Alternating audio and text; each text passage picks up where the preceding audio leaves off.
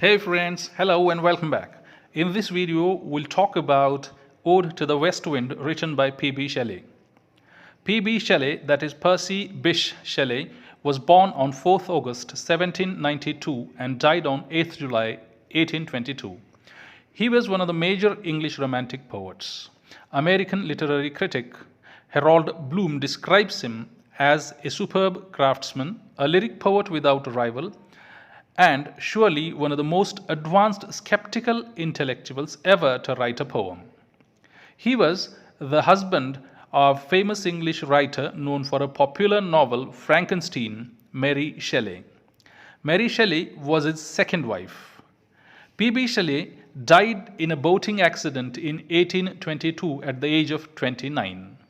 Some of his famous works are Ozymandias, which was published in 1818, Ode to the West Wind, which was published in 1819, To a Skylark, published in 1820, The Mask of Anarchy, published in 1821, Adonais, published in 1821, The Cenci, published in 1819, Prometheus Unbound, published in 1820, and The Triumph of Life, published in 1822. Let's talk about Ode to the West Wind.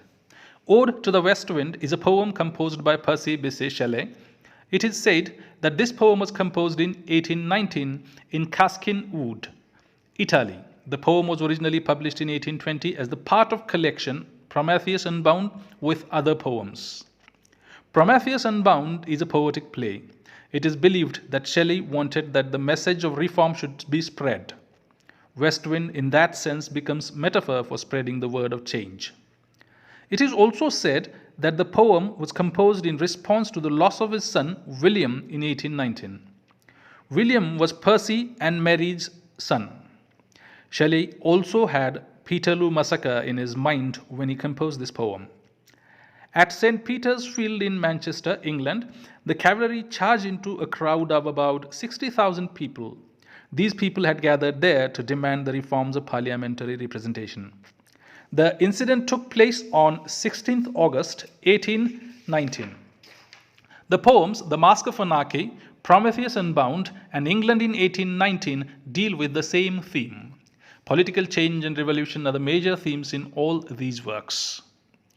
Now, let us try to understand what is the title Ode to the West Wind and what is the west wind in it. The west wind has been usually considered as the most favorable and directional winds. In Greek mythology, Zephyrus is the personification of the west wind. It is considered that Zephyrus, the west wind, brings light spring and summer breeze. Favonius is Roman equivalent of Zephyrus. Pavandev of Indian mythology can be considered as their equivalent. However, one of the Rudras mentioned in Vedas can also be traced as the equivalent of these gods. In Egyptian mythology, Huchai is the god of west wind. Let us try to understand what the ode is. Ode is an addressed poem. It is also addressed to abstract ideas, feelings, or objects in nature. The form ode originated in Greece. It was considered as a form of formal public invocation.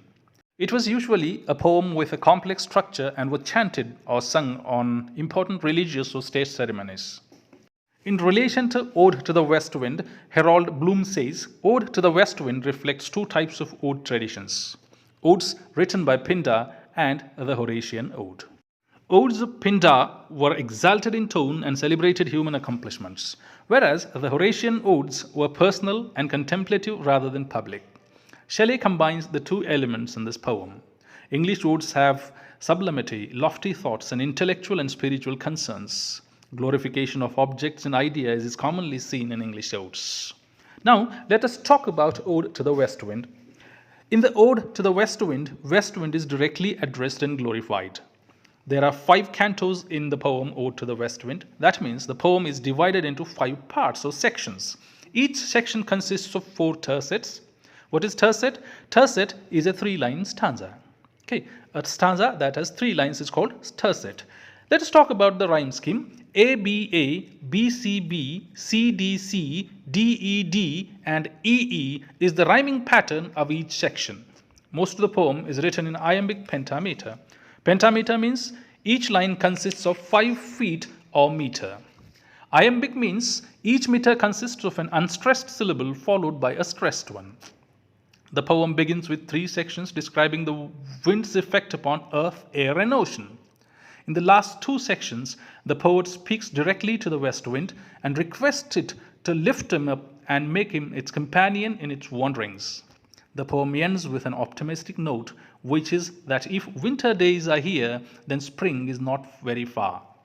The poem can be divided into 2 parts. The first part contains the first 3 cantos, which are about the qualities of the wind, and each ends with the invocation, "Oh, here." The last 2 cantos give a relation between the wind and the speaker. Each canto of the poem has its own theme, which connects to the central idea of the poem. Let's understand what's there in the poem, in short. That is, summary of the poem. In the poem, the speaker invokes the wild west wind of autumn, which scatters the dead leaves and spreads seeds so that they may be nurtured by the spring, and asks that the wind, a destroyer and preserver, hear him. The speaker calls the wind the dirge of dying year and describes how it stirs up violent storms and again implores it to hear him. The speaker says that the wind stirs the Mediterranean from its summer dreams and cleaves the Atlantic into choppy chasms, making the sapless foliage of ocean tremble, and asks for the 3rd time that it hear him. In the next part, the speaker says that if he were a dead leaf that the wind could bear, or a cloud it could carry, or a wave it could push, or even if he were, as a boy, the comrade of the winds wandering over heaven, then he would never have needed to pray to the wind and invoke its powers. The poet pleads with the wind to lift him as a wave, a leaf, a cloud, because though he is like the wind at heart, untamable and proud, he is now chained and bowed with the weight of his hours upon the earth. In the concluding part, the speaker asks the wind to make me thy lyre, to make him wind's lyre, to be his own spirit, and to drive his thought across the universe. Like withered leaves, to quicken a new birth. He asks the wind, by the incantations of his verse, to scatter his words among the mankind, to be the trumpet of prophecy. Speaking both in regard to the season and in regard to the effect upon mankind that he hopes his words to have, the speaker asks, if winter comes, can spring be far behind? Now let's read out the poem. O wild west wind, thou breath of autumn's being, thou from whose unseen presence the leaves dead are driven like ghosts from an enchanter fleeing. Yellow and black and pale and hectic red, pestilence-stricken multitudes, O thou who chariotest to their dark wintry bed, the winged seeds where they lie cold and low, each like a corpse within its grave, until thine azure sister of the spring shall blow her clarion o'er the dreaming earth and fill driving sweet birds like flocks to feed in air with living hues and odors plain and hill. Wild spirit, which art moving everywhere, destroyer and preserver, hear, O hear. Thou, on whose stream mid the steep sky's commotion loose clouds like earth's decaying leaves are shed, shook from the tangled boughs of heaven and ocean, angles of rain and lightning, they are spread on the blue surface of thine airy surge, like the bright hair uplifted from the head of some fierce Maenad, even from the dim verge of horizon to the zenith's height, the locks of approaching storm, thou dirge of dying year, to which this closing night will be the dome of the vast sepulchre, vaulted with all thy congregated might. Of vapors from whose solid atmosphere black rain and fire and hail will burst, O hear. Thou who didst awaken from his summer dreams the blue Mediterranean, where he lay lulled by the coil of his crystalline streams, beside a pumice isle in Baia's bay, and saw in sleep old palaces and towers quivering within the waves' intenser day, all overgrown with azure moss and flowers, so sweet the sense faint picturing them, thou for whose path the Atlantic's level powers cleaves themselves into chasms, while far below the sea blooms and the oozy woods which wear the sapless foliage of the ocean. Know thy voice and suddenly grow grey with fear and tremble and despoil themselves, O hear. If I were a dead leaf thou mightest bear, if I were a swift cloud to fly with thee, a wave to pant beneath thy power and share the impulse of thy strength, only less free than thou, O uncontrollable. If even I were as in my boyhood and could be the comrade of thy wanderings over heaven, as then, when to outstrip thy sky speed scarce seemed a vision, I would never have striven as thus with thee in prayer in my sore need.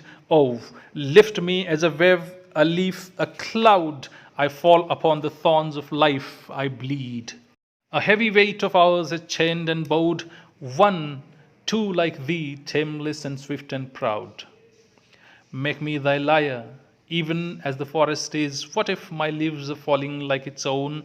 The tumult of thy mighty harmonies will take from the both a deep autumnal tone, sweet though in sadness. But thou, spirit fierce, my spirit, be thou me, impetuous one.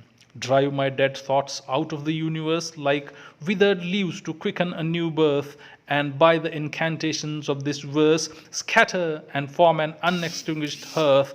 Ashes and sparks my words among mankind be through my lips to unawakened earth. The trumpet of the prophecy, O wind, if winter comes, can spring be far behind? That is the end of this video. I hope you have liked it. If you have liked it, please hit the like button, subscribe for the channel, and share this video with your friends. Thank you very much for watching.